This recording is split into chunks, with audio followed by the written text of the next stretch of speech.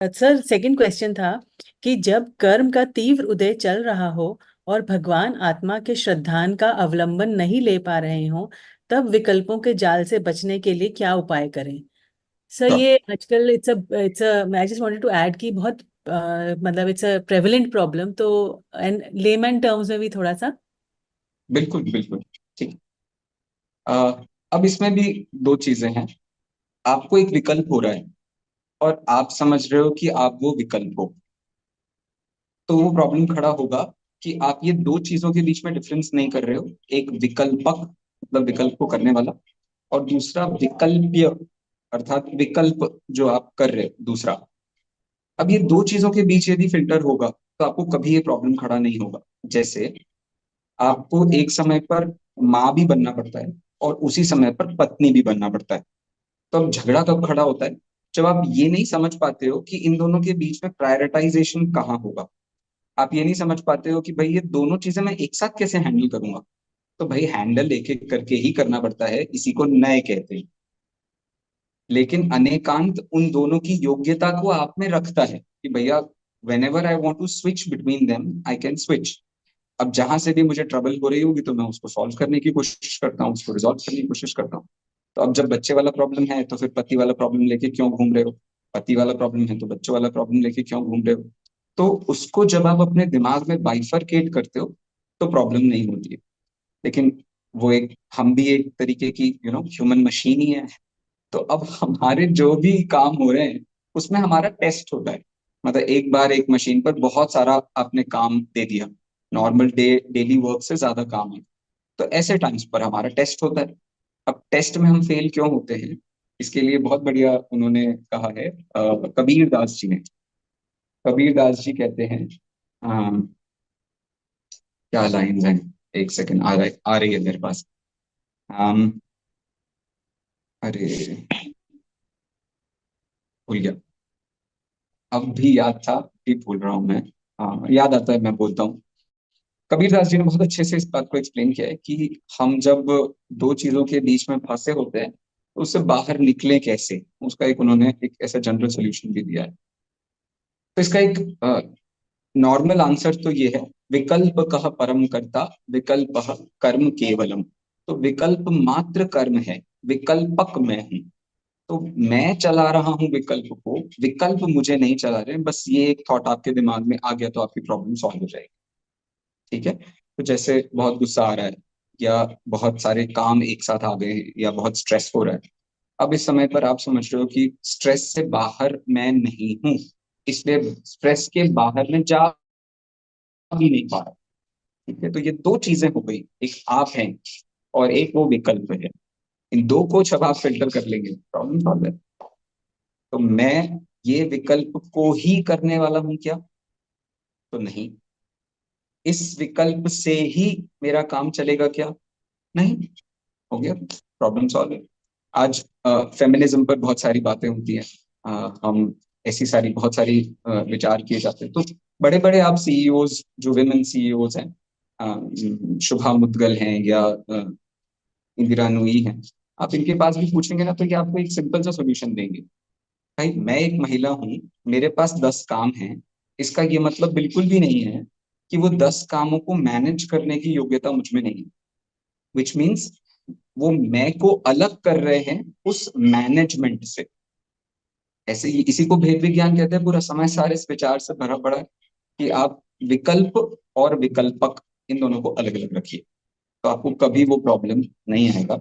इसको यदि day to day life में आपको यूज करना है तो मैं रिक्वेस्ट ये करता हूँ कि जो चीज जिस नेचर की होती है ना, उसे उसी तरीके से डिलीवर भी करना चाहिए। एक जनरल टिप है। कैसे? जैसे यहाँ लिखा है, पै कछु कहूं कही मुनि यथा। ठीक है? अब इसको आप एक टीचर के रूप में पढ़ाओगे तो आप ऐसे पढ़ाओगे, पै कछु कहूं कही मुनि यथा। लेकिन जब आप इस लाइन को समझोगे, इस लाइन के भाव को समझोगे, तो आप ऐसा बोल ही नहीं सकते, पै कछु कहूं कही, पै कछु कहूं कही मुनि यथा। आपको वो फील होगा, आपको ये फील होगा भाई मेरी पूरी जिंदगी का सब कुछ मुनियों को ही तो समर्पित है। मैं तो जो कह रहा हूँ मैं अपनी अंडरस्टैंडिंग से कह रहा हूँ, लेकिन वो अंडरस्टैंडिंग मेरे पास आई कहाँ से है?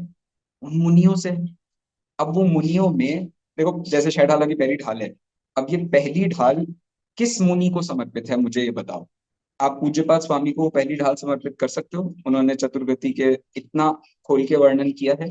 नहीं। आप उस पहली ढाल को कुंदकुंदाचार्य को समर्पित कर सकते हो? क्या उन्होंने चतुर्गति का इतना वर्णन किया है? नहीं। छह ढाला की पहली ढाल का सारा श्रेय जाता है तिलोय पन्नती को। तिलोय पन्नती नाम का अपना पहला ग्रंथ है, यति वृषभाचार्य का, तीसरी चौथी शताब्दी का ग्रंथ माना जाता है। उसमें ये सब लाइनें हैं, जो लाइनें यहाँ डायरेक्टली लिखी हैं ट्रांसलेट करके।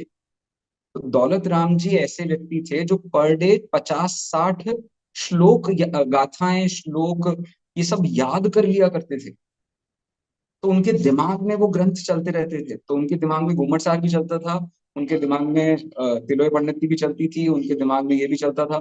लेकिन उनका दिमाग इतना कॉम्प्लेक्स चीज थी, इतनी सारी चीजें उन्हें पता थी। ये लाइन लिखना कितनी बड़ी बात, पै कछु कहूं कही मुनि था। वो वहां से घूम करके आ, तो आपको वो फीलिंग चाहिए, आपके अंदर वो एक्सप्रेसिव एबिलिटी नहीं आएगी, तो आप स्ट्रेस में रहोगे। आपको वो डिफरेंस पता समझ नहीं आएगा कि भाई मेरी कषाय कहाँ है और मेरा विचार कहाँ है। दोनों का वो डिफरेंस फिल्टर करना पड़ता है। शायद मैंने लंबा जवाब दिया लेकिन ख्याल में आया होगा आपको।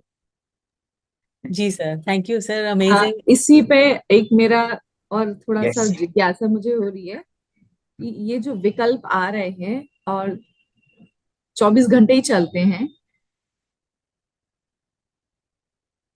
इनके अगर ये आ रहे हैं, क्यों आ रहे हैं, थोड़ा सा एक स्टेप पीछे अगर कुछ आप थोड़ा बता पाए तो इनको और थोड़ा अपने से डिटैच करके देखने का प्रैक्टिस बढ़ सकता है। राइट, इनका ओरिजिन क्या है, ये क्यों हो रहे हैं एंड ऑल। बिल्कुल।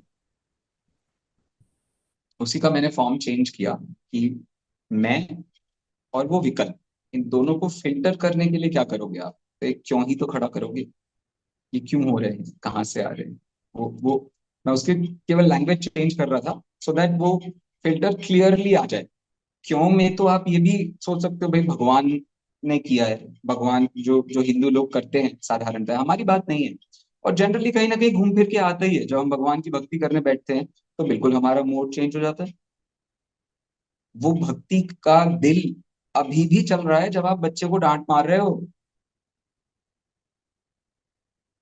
बच्चे को डांटते हुए आप सिर्फ उसकी गलती पर यदि विचार कर रहे हो तो ये आपकी गलती है।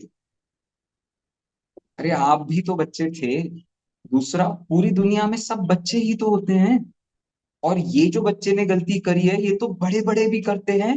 क्या बड़ी गलती की है? तो वो फिल्टर क्रिएट करने के लिए I was of this opinion कि आप मैं पर जाइए।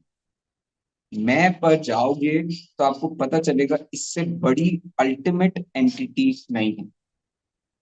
अल्टीमेट एंटिटी आपका कल्याण जितना भगवान कर सकते हैं, उससे ज्यादा कहता हूं मैं कि वो आप कर रहे हो। आपका वो पारिणामिक भाव कर रहा है, आपका स्वभाव कर रहा है, आपका वो चिंतन कर रहा है, मैं सफिशियंट हूँ। नहीं तो फिर ज्ञान ही कर पाना मुश्किल होगा, किसी भी चीज का कॉन्फिडेंस कभी नहीं आएगा आपको लाइफ में। ठीक है।